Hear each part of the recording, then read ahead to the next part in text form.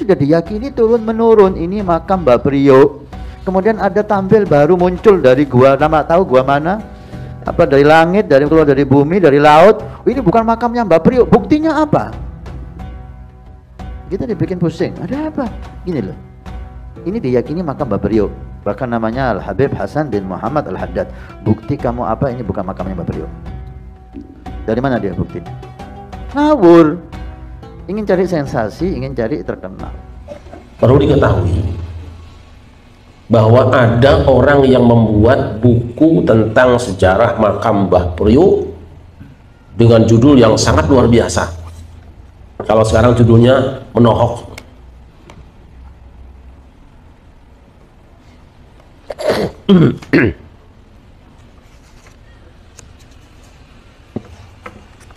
Ini judulnya Risalah Manaqib Mbah Priok, Makam Keramat Wali Allah, Situs Sejarah Tanjung Priok, Al-Imam Al-Arif Billah Al-Habib Hasan bin Muhammad Al-Haddad Al-Husaini Al-Syafi'i, Sunni, penyebar syiar Islam di Pulau Jawa dan Sumatera.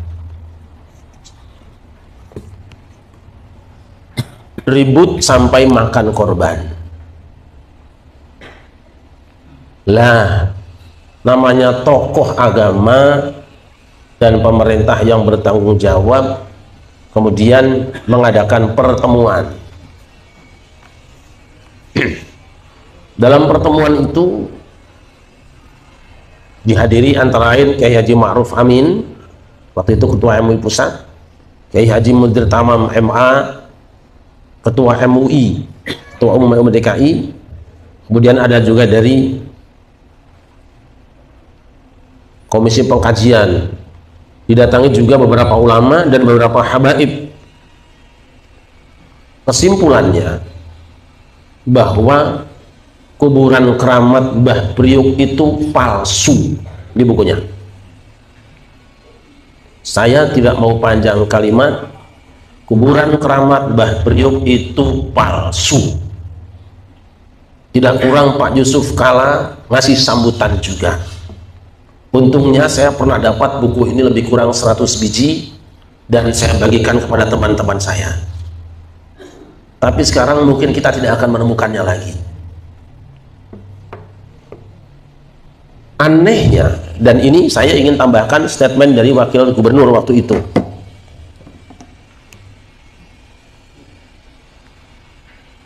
Wakil Gubernur Jakarta Prianto yang pernah mengatakan, ini dalam berita ya, Wakil Gubernur DKI Jakarta Prianto melakukan gelar testimoni kasus Priok kemarin. Sejumlah saksi kunci yang selama ini tidak pernah dihadirkan dalam penyelidikan diberi kesempatan secara terbuka untuk mengungkap fakta sebenarnya. Dari sejumlah bukti-bukti ternyata makam Dobo yang disebut makam Mbah Priok hasil rekayasa, alias area makam Dobo itu dulunya kosong. Saya yang mengusulkan agar dibangun kembali setelah kerangka jenazah dipindah ke Seper, ujar pengakuan Habib Abdullah, mantan kuasa hukum Habib Al-Haddad dalam testimoni terbuka di hadapan seluruh pejabat TKI di Balai Agung.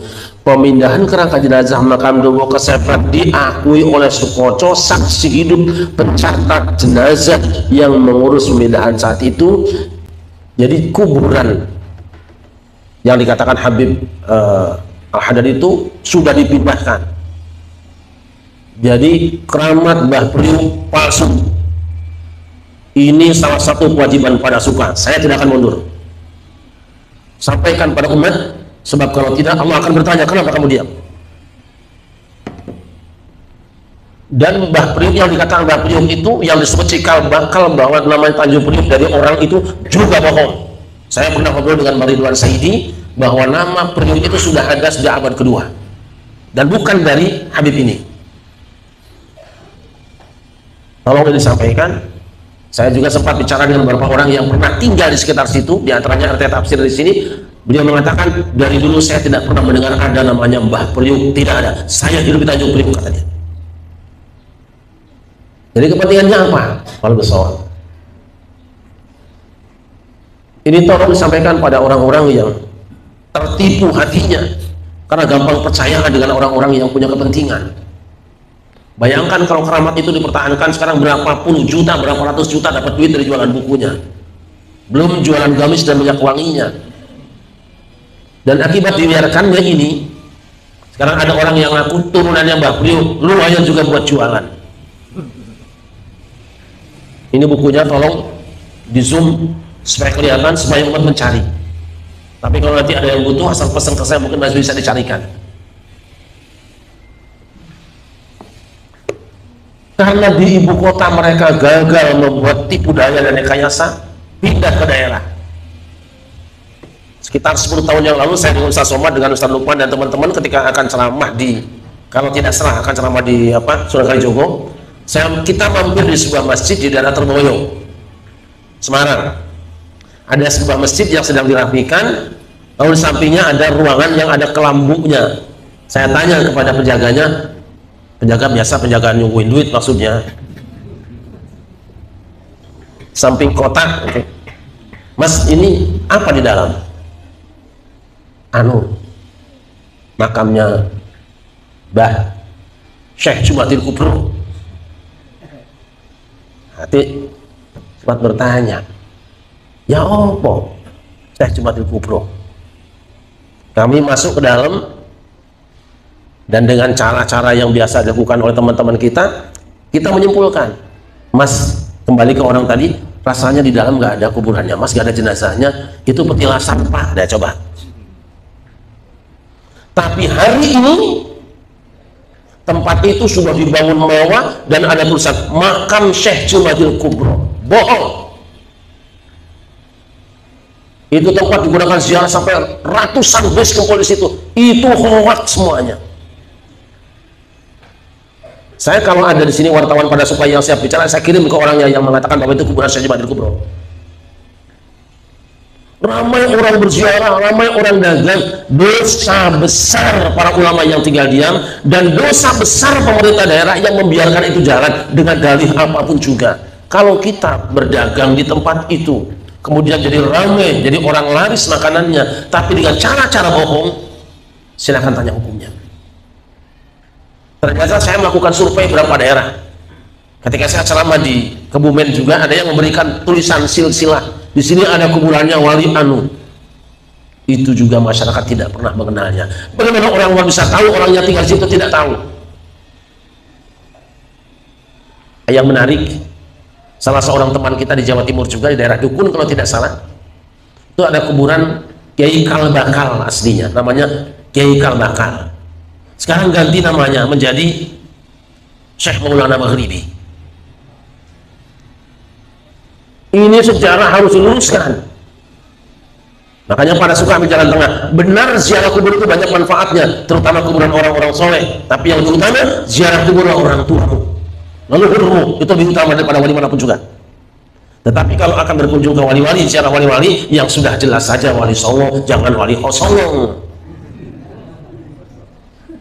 Cari wali hak, bukan wali hoak.